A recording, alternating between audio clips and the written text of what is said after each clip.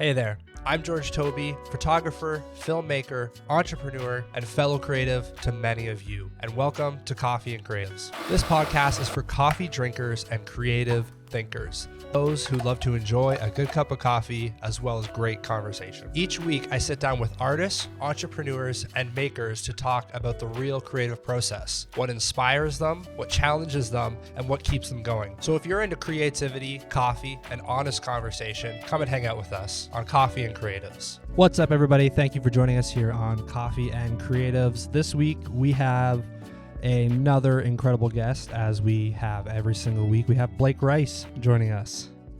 How's it going? Good. Welcome to the podcast.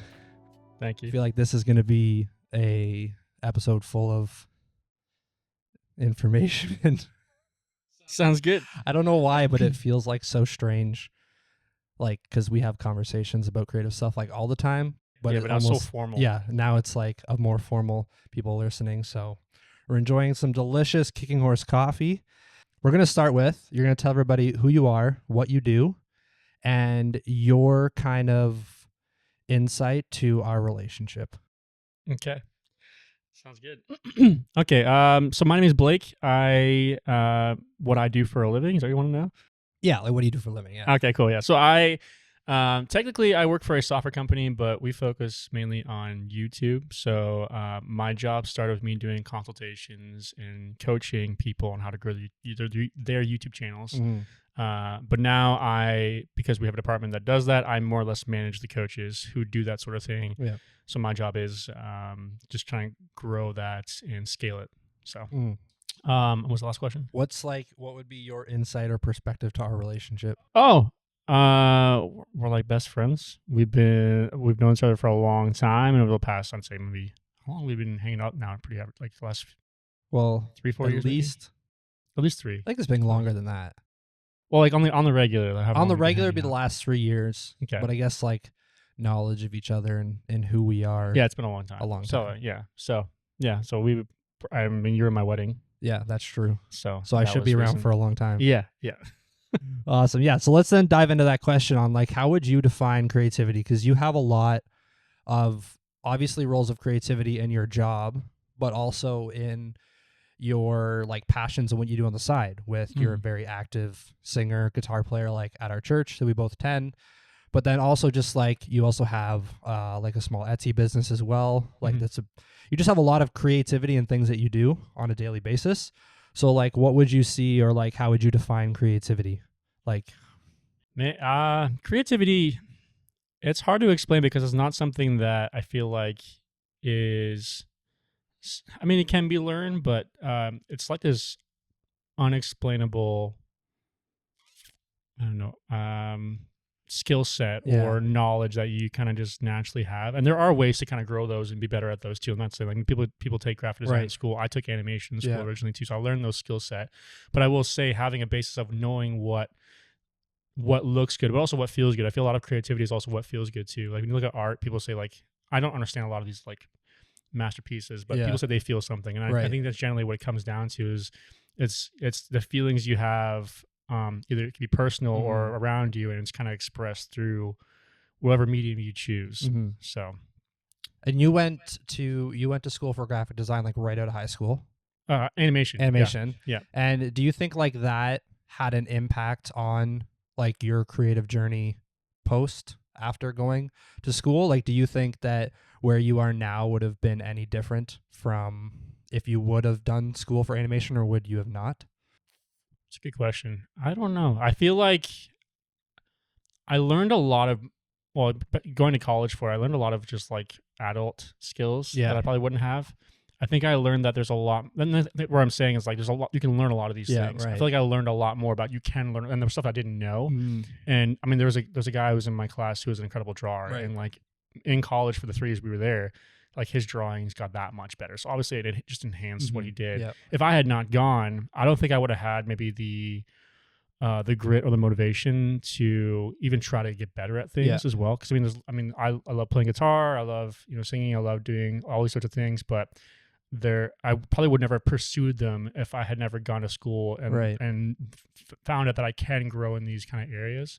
So I don't know if I'd be actually probably would be in the same place that I am now. Yeah. I think it gave me the confidence a little bit, and also being surrounded. Another thing too is being surrounded by people Yeah. who are also in that same Right. mindset, who understand creativity, who grow in it, or just naturally talented Yeah. at other things you're not. Mhm. That fuels you. So, like my drawing skills, I mean, I haven't drawn in years because honestly, college kind of ruined it. We drew so much. Right. But I grew a lot because I was surrounded by people who were really great at Yeah. it, and that made me want to get better. Same with like church, Yeah. people who play guitar or sing. Mhm. I want to get better because they're really good. So you feed off of those things Yeah. as well too. So. It's like a matter of like a couple weeks on the podcast we were talking about like the people who are kind of in your life really help define who you become as a creative if you're kind of in that area.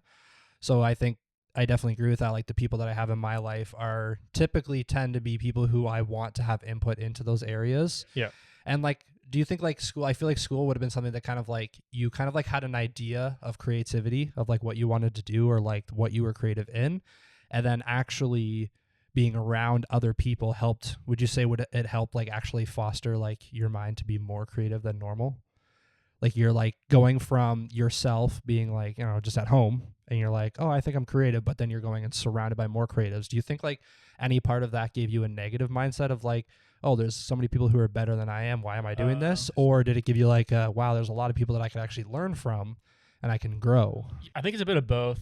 It is humbling. Yeah.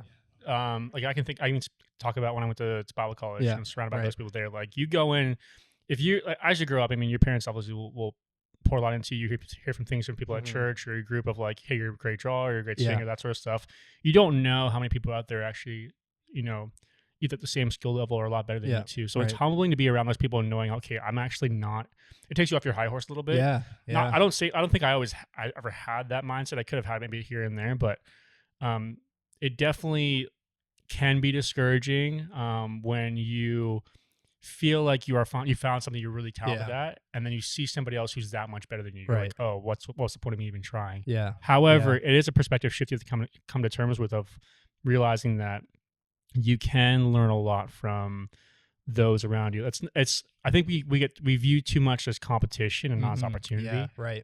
So I can look at these people who are better than me and think, Mhm. oh, they're doing Yeah. this. How can I do that and add into what I already am Right. doing? And there's nothing wrong with having. I mean, it's the same as like if you look at like in companies, if there's no competition, we don't have growth, we don't have innovation. Yeah. Right. You It's like stay you're at the stuck- same, same products come out, same yeah. thing all the time. Yeah, Right. so it's like it's almost needed, but Yeah. it is a mental shift you have to make on your own to Mhm. realize, oh, stop comparing myself, or if you're going to compare yourself in a healthy way. Right. So In a healthy way that's actually going to benefit your growth yeah, as whether it's a business or just as an individual as well. I mean, too. if you're surrounded by people and you're the top of all of them, then there's no reason for you to grow. Yeah, Like right. if I am at my work and I know all I know about, like I know the most about Yeah. YouTube. I mean, there's nothing for me to know. It's boring. It's stagnant. You miss out on a lot. But if I'm surrounded by so many people who understand so much more than me, that I'm forced Yeah. to try to learn more to catch up Right. with them and better myself at the same time too. And it's not fun. I mean, Mhm. growth in general kind of can suck. yeah. But if I look back now, like 10 years ago, I mean, a lot of things that I have now, even like learning software and stuff too, Yeah. like I'm grateful for. Right? Yeah, and I think it's important to actually, if you're in a season of time where you feel like you're at that level of like, I'm not finding anybody else in my area, like I think you need to search for that. Because I think Yeah. a big reason as to why I've actually started this podcast and why I'm doing this is for me to kind of rediscover my original passion. And through that was because of a season that I was in of just like doing the normal, doing the same thing because it worked, but not actually finding other people who are doing the same thing as me and doing a better job so that I can actually be like, oh, like what can I do to better my growth? How can I get better? How can I learn? How can I evolve? Right. I was just finding a rhythm that worked and I was going with that. And so kind of with that, I think a big part of where we come from in our creative journey and where we go is really like valuable. So share with us a little bit like through kind of like you were at school for animation to where you are now. Share a little bit of that like creative journey. Sure. Because I feel like knowing you had a couple of like times of like being in a season of like creativity, but then into a season of like I would say like jobs of creativity and then not Mhm. jobs of creativity, right? Yeah. Honestly, I think a lot of my life growing up, I hated the idea that I was so creative and not enough practical. Mm. If that makes sense. Like Yeah. I felt like I never fit in a lot of ways. I never saw opportunity for like to make money in these kinds of spaces, or like how would that even be possible? I think I always viewed as like people who were really good at math were going to have great jobs. Those who knew, I don't know, science would be really great jobs. Like there wasn't, and even athletic people, like I was never athletic growing up, and I always hated how my mind was just towards the creative, and I couldn't do anything that I've considered normal people would do.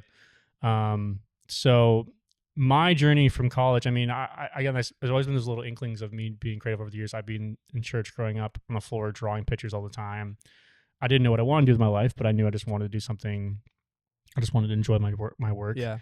Went to school for animation. I have a huge respect for those people who will do it. I never want to do it as a job. It is not easy. I did it for, I ended up skipping ahead a little bit. I ended up did finding a job in it afterwards, and I did well in school. I excelled in it. But it was a lot of work for not much benefit. It was a lot of hours. I remember my teacher saying like you will work more than 40 hours a week. Probably worked like 80 or 90 depending on the season you're in at the job there. So I worked for a week in it and I hated it. But going from that, I tried to pursue a bit of graphic design a little bit too. Yeah. And that was hard to break into.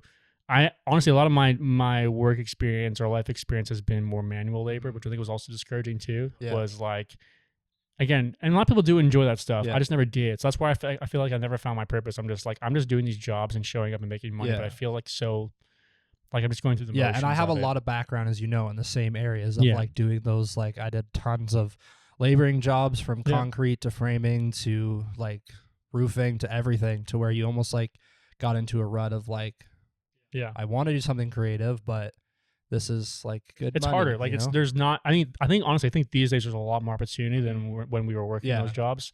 Now with the internet being around, all these different platforms there, but there really wasn't. And again, there's like people. I used to work with people who loved what we did, like framing or working. At the township. Like people love doing those sorts of things. They really, they're always passionate about it. They're always trying to like buy new tools or talking about it. I just want to work and go home. I just don't enjoy this. I want to go home and do something fun. And it's these days though, there's a lot more opportunity, and that's been more motivating for me to explore what's possible. Now also seeing people all around us around the world having those opportunities through like platforms like TikTok or YouTube or doing things on Etsy. Like there are opportunities. You just gotta go looking for them. So I mean, I'm fortunate now that I found a space where I'm somewhat creative. I feel like these days my job is a little bit more logistical than it is creative, but having these, and the reason I got that job too is I pursued creativity in areas that people see as saturated. If I didn't do YouTube, I never would have got this job. Not saying my channel grew forever, but it gave me the experience I need. It gave me the, I don't know what the word is. Anyways, I kind of proved myself a little bit to the company. So through that journey, I mean, just putting myself in those uncomfortable areas and just hoping for the best and just trying it, like. We look at everybody else who's kind of succeeded and got to the places we want to be, but we don't look at like all the things they did in between to get there. There are people that I know that have poured a lot of work into the YouTube channels over the last 10 years, and that's the reason they are where they are now. I just didn't have the courage to do it at the time. So it's like now in my life, I'm like, I have these talents, and I know people have complimented me on them. I do want them. And I do want to use them. It's like, why not try now? Even if it takes me 10 years, I'd rather be 10 years down the road knowing that I did it and have something to show for it than to not do it and still be working, construction. Which is pretty like, there's a lot, I feel like there's a lot of YouTubers that like often people will be like, hey, did you see this new YouTuber? Did you see this new YouTuber? And it's like, they're not new. Like they've been doing that for 10 years. Right? Like you think like somewhat like some YouTubers, like even like Mr. Beast, right? When he started like blowing up, people were like, yo, this guy's so new, like it's awesome. But he had been at it for a long time before that. But it just, it takes that time, right? And again, another reason why I kind of like wanted to do this podcast is where it's going to take some time, but it's something where it's like a creative outlet. And so in that, and kind of like as you're talking through that, like where would you say that that you find like inspiration for creativity? Whether it's through your job now, whether it's through working, like doing your Etsy, which by the way, everybody, Blake has an incredible Etsy store with just that's an experiment. Great right now, product, but everybody can go check that out. I mean, by the time this episode goes live, it's probably going to be booming. But how would you say, like through your role, whether through work or even just through life, I think sometimes that we forget like creativity can just be like daily life as well. Yeah. Where do you like find your creativity, or like where do you go to like get inspired for creativity? That's hard. I mean, that's a big Yeah, it's a loaded question. Yeah, just because there's like it also depends on context. It depends on. I mean, you can find different settings that inspire you to be creative. Yeah. Like I remember when I was in Bible college, like we talked a lot about this too. Like you can create atmospheres of like just if you hit creative rut, like I can create a space in my room with like certain things that I find just keep me more motivated. Whether it be like you can have like twinkle lights or whatever. Some people find going to a coffee shop that just kind of sparks their creativity. It could be some people are more creative in the morning versus at night. Yeah. I one thing I did learn from Bible college that I still do to this day is I think we forget, like we were talking about earlier about how surrounding yourself with people that are creative will motivate you and will challenge you. You know, you can say, well, there's nobody in my space who is that. And it's like, you know, if you're not surrounding, it's then you go looking for them. Like, I don't have to necessarily know this person. Right. I don't have to actually be friends with them or have them in my personal space. I can look on somebody on YouTube, or I can look on somebody like especially when I was in Bible college, looking at some of these pastors and being like, oh, I love the way they lead. I want to be like them. Right. I'm not going to talk to them all the time, but I can watch the way they lead. I can watch the way they live their life and learn from it. Same with creativity. Yeah. I can watch how YouTubers do things. Mr. Beast analyzed the crap out of so many people on YouTube to learn. Can I say crap in the podcast? Oh yeah. Okay. He analyzed so much of the YouTubers to see what was working for them and why that he then took it for himself. Right. So it's just, even if you don't know who they are, you can analyze those people. I can look at Ed Sheeran and see like how he plays. People, John Mayer, same idea. Yeah, People watch John Mayer, how he plays, and we'll try to mimic that. And even just playing his songs, you learn a lot about how he thinks and how he plays those his things process too. and his mindset. So and why it's I find if I find those sets of people that if I'm in a space where I want to learn, like Etsy right now, there's lots of people who are doing it who are already way ahead of me. I'm looking at what they do. Also, what their skill set too, which I don't have, is the business side of things. I can do the creative part, but I'm learning from them on how they do both and manage both of it too. So, if you just look at them and see people make free content all the time too. Just by doing that, you'll learn a lot that way too. And I find that motivating as well. Yeah, and even just that business side of thing, like that was a huge thing for me. Like trying to build a business and also remembering like there's so many things on administrative and business and tax and all of these things you had to do to where I just couldn't even do it. I just had to have Hadley do it because I was like, I can't focus on those. But sometimes as like maybe if you're not in a relationship or you don't have someone who has that option to do that, you really have to think of like how you can be creative, but then you also have to step back and look at reality of certain situations and think like, okay, I want to be creative right now and I want to dive in, but there's actually some like administrative things I have to do. There's some things I have to do, which I feel like sometimes can block people's like creativity. Yeah, I mean, I know of YouTubers, and I've heard many of them, even a lot of the big ones. If you like, there's a channel called Linus Tech Tips, and I've even heard him say too, like it gets to a point where it's not, or there's a guy Hacksmith locally as well too. I know I've seen him talking about in YouTube videos. It gets to a point where once your creativity can become your business, it can ruin that for you. It can ruin the enjoyment about it because at that point you're playing both minds, right? So but I feel like it's the same on both sides. Like if I mean, we're creatives, may not necessarily thrive in the business mindset, and you'll have those who are really good in business and don't necessarily thrive in the creative mindset. That's when people partner up. But however, it's like, it's okay. I mean, it's knowing what your weaknesses are and trying to find opportunities around that. So, but it definitely can ruin some people's experiences for what they used to love. You know, even for me, like once I started to do, YouTube as a job a little bit, it did kind of ruin YouTube a little bit for me because after a while, it's just like, it's all you think about, all you do. It's not a passion anymore. It's kind of like you have to do it kind of thing. So, yeah, I feel like that's like the exact mindset that I was kind of in where I kind of took the business over the last couple of years. Was I got into such of that rhythm of like, this is no longer like a creative outlet anymore. Honestly, like, it's not like a side gig. This is my full-time thing. Like, this is like, I not only get to be creative, but I also have to make sure like I pay the bills. Like I have to make sure I have income. So I need to look at the analytical side of things and that I'm actually doing the right things, which is where I got set into a mindset of doing the same things over and over again. Like the same method of like, especially for like wedding films, I was kind of like stuck in like oh, this works. It gets good results and every client is still happy no matter what. Yeah. But it's like, but I'm not pushing my creative boundaries past what I could be to do that. So we had talked about this before already, but kind of the idea of a creative community, like those group of people that do the same thing as you, kind of like you're talking about your Etsy store, right? There's other people who have done it for longer times who are maybe are doing a better job of it. But I think what I'm thinking of right now is like a scenario would be let's say you're new to photography and you joined a Facebook group and you've noticed there's other people in this Facebook group that have been doing photography for 5, 10, 15 years. And you as a new photographer, you want to develop your craft and develop your creativity and kind of grow in what you do. But you don't want to do it in a way that you're like trying to tell everybody else, hey, I'm better than you, but you want to learn from them. You don't want to learn from them in a way of like, I want to learn from you so I can be better than you, but I want to learn from you because you're doing something right and I want to grow my craft. Okay. Yeah.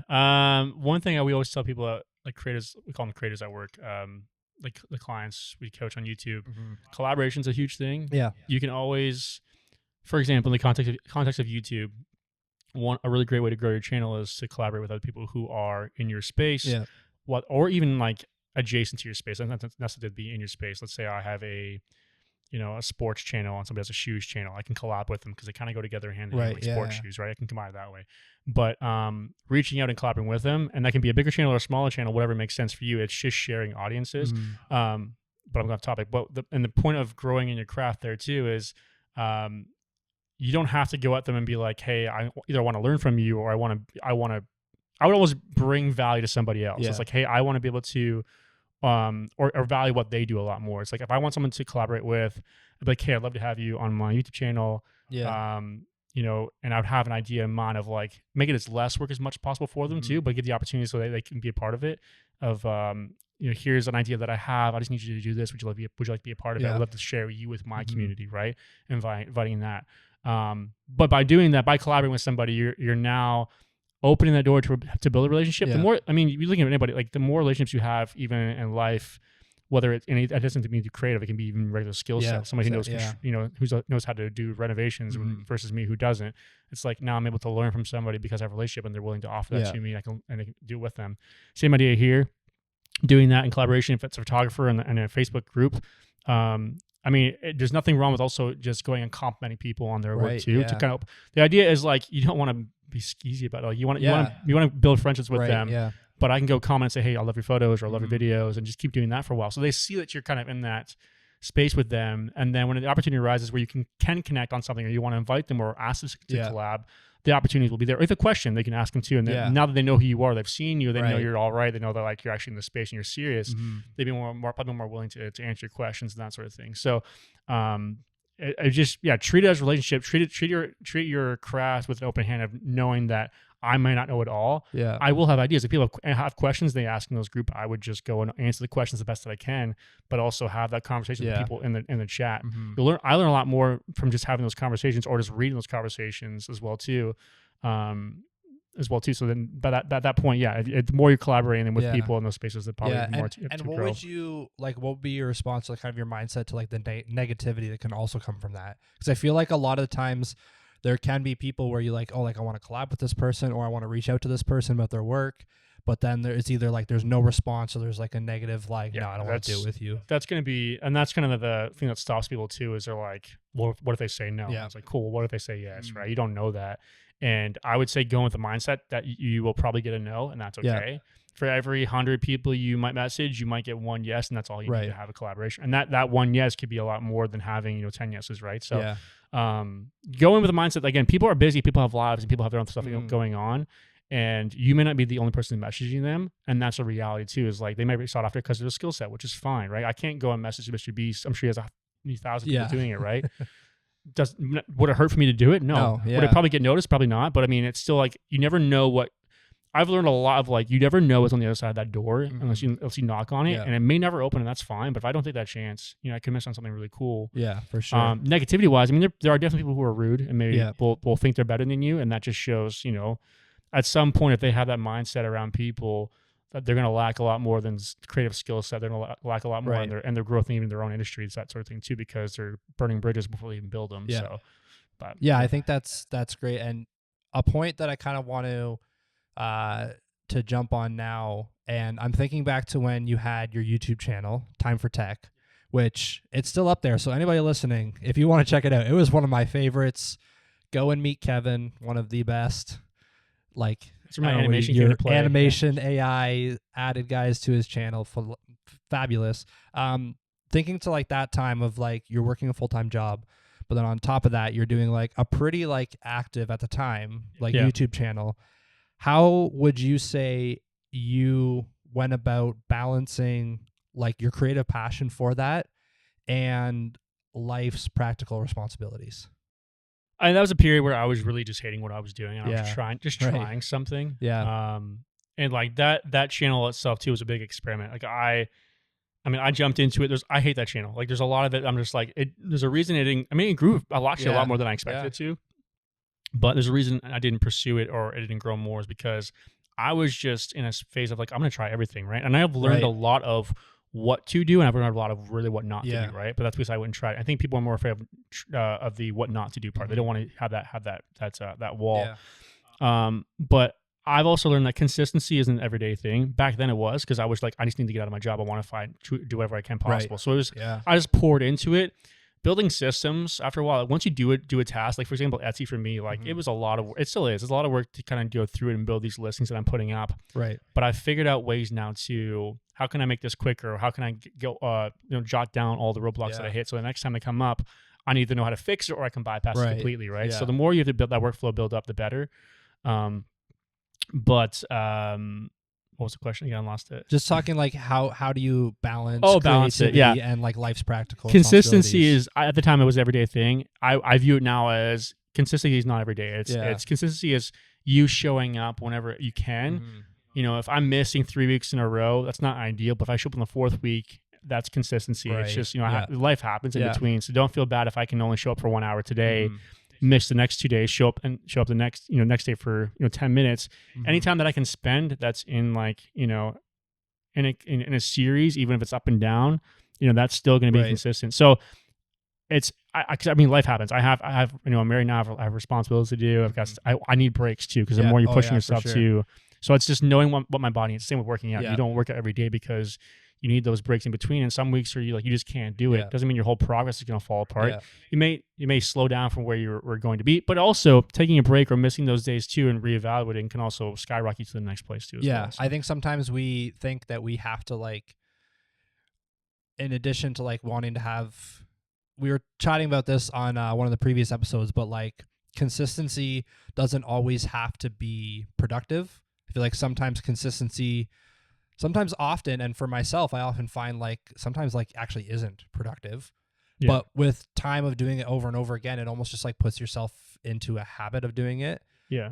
Into like almost like a daily habit, which again we touched on Yeah. one of the I think- episodes already. I think people view consistency as a prison almost. It's like Right, yeah. when they have that word come to your mind, or like even the word discipline, like that can be like very daunting. And it's like, I think we put too much hustle into that phrase or mindset of it. So that's what, and it'll burn you out. So everyone views consistency as I have to do this every single day or have to show up like multiple times per week. It's like, just know that this is, and that's also I think where we have this instant gratification culture of like you have to do this in a short time frame. Yeah. If I'm okay with Etsy, right? I know Etsy could probably take me, I don't know how many years to get this to work, right? It could be a lot quicker, but I mean, I'm just going to show up on the time that I have to make sense of it, but just try to make sure I don't miss it too often. If I miss 1 week, I'm not going to miss the next one. Right. But find those spaces. Yeah, I think that's great. And what would you say would be like strategy through that time that helped you kind of avoid burnout?